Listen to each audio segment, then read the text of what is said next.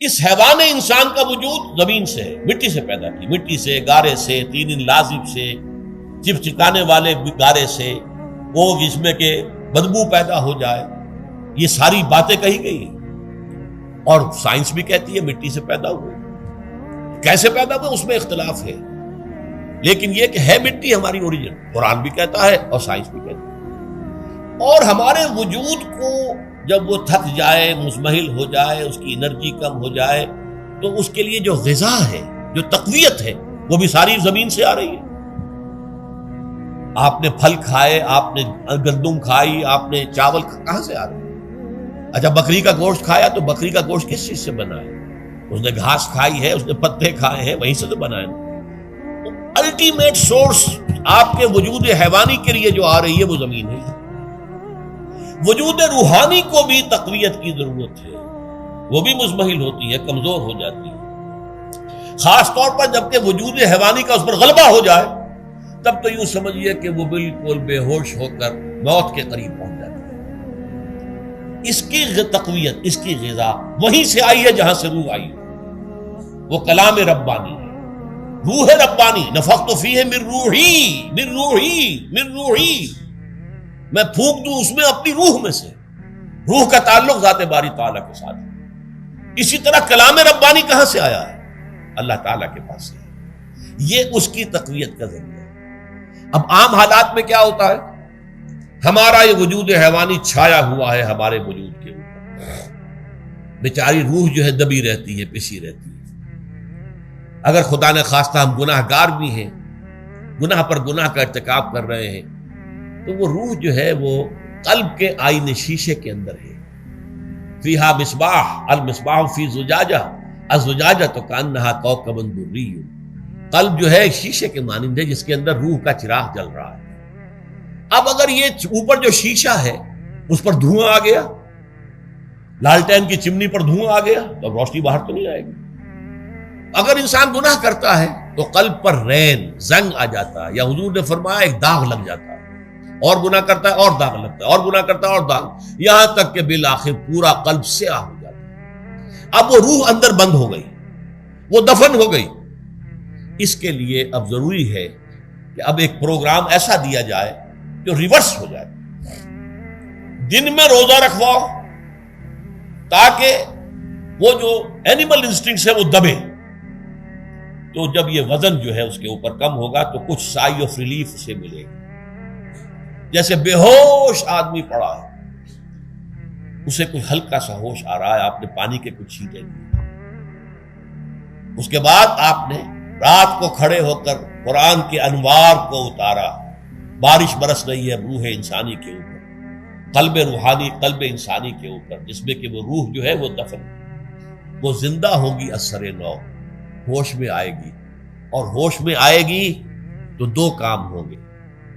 ایک تو اسے قرآن کی عظمت کا احساس ہوگا، یہ قرآن میری حیات تازہ کا ذریعہ بنا ہے، میں دب گئی تھی، میں پس گئی تھی، میں بے ہوش تھی، میں نیم مردہ تھی، اس قرآن کی بارش نے، یہ ترشح جو ہوا ہے مجھ پر، اس نے مجھے حیات تازہ عطا فرمائی۔ یہ جو قدر کا احساس ہوگا قرآن کا، لعلکم تشکرون، تاکہ تم قرآن کی عظمت سے واقف ہو۔ ایک انسان بھوک کی وجہ سے اس کا شوگر لیول اتنا گر گیا کہ بے ہوش پڑا ہوا، اب ظاہر بات ہے کہ آپ اسے کچھ پانی کے چھینٹے دیں گے تو کچھ ہوش میں آئے گا، پھر غذا دیں گے تو اب وہ پوری توانائی پر آئے گا، تو معلوم ہوگا اسے اس غذا کی کیا قدر و قیمت ہے۔ اگر آپ کو بھوک ہی نہیں لگتی تو غذا بے معنی شے ہے، پیاس ہی نہ لگے تو آپ کو کیا معلوم کہ اس پانی کے اندر کتنی بڑی عظمت ہے، یہ میرے لیے کتنا بڑا انعام و احسان ہے اللہ کا۔ وہ تو پیاس پر جان پر بنی ہوئی ہو، اور پیاس اس وقت آپ کو ایک گھونٹ پانی کوئی دے دے تو آپ کو معلوم ہوگا دنیا و مافیہ سے بڑھ کر ہے یہ ایک گھونٹ پانی جو مجھے ملا۔ اسی طرح جب روح دبی ہوئی تھی حیوانی وجود کے بوجھ تلے، جبکہ وہ نیم خوابیدہ یا نیم بے ہوش یا بالکل بے ہوش تھی، وہ دن میں تو روزہ رکھ کر اس پر سے حیوانی وجود کا وزن کم کیا گیا، اسے ایک ریلیف ملی۔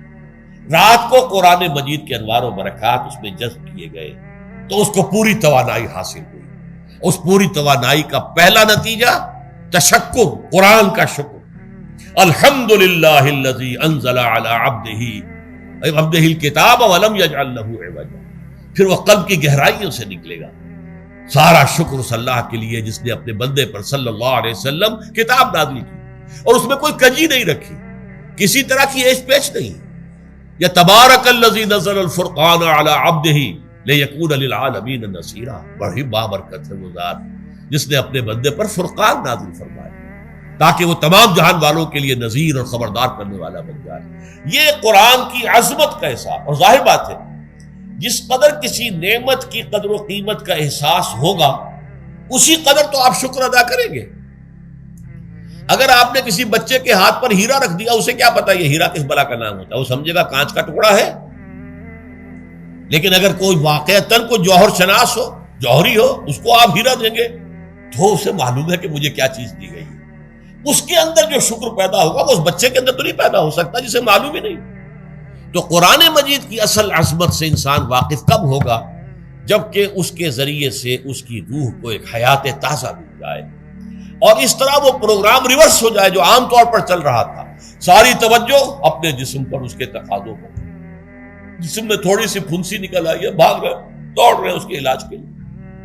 کوئی اور مرض لاحق ہو گیا، بھاگ رہے ہیں، دوڑ رہے ہیں اس کے علاج کے لیے، بڑی بڑی فیسیں بھی دے رہے ہیں۔ ساری جسم کی پرواہ ہے، روزانہ نہا رہے ہیں اور اچھے سے اچھا صابن لا کر نہا رہے ہیں، وہ جسم کی پرواہ ہے نا، اس کی دیکھ بھال ہے، روح کی طرف توجہ ہی نہیں۔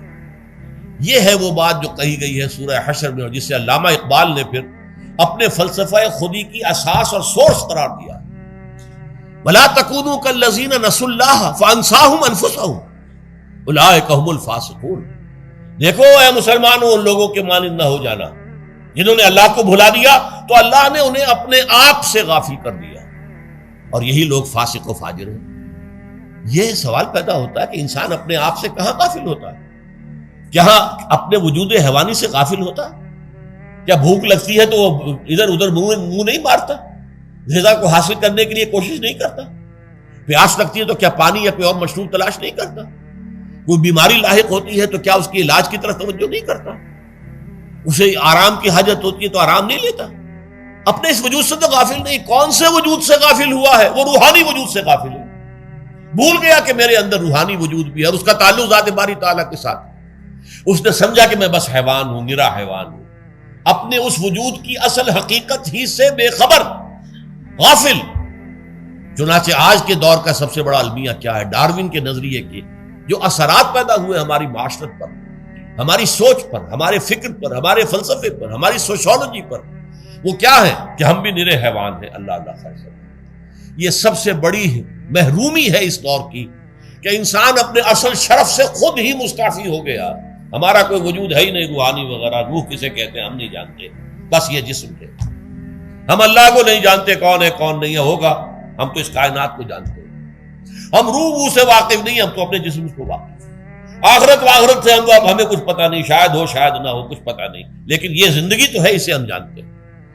یہ ہے آج کے انسان کا سب سے بڑا المیہ۔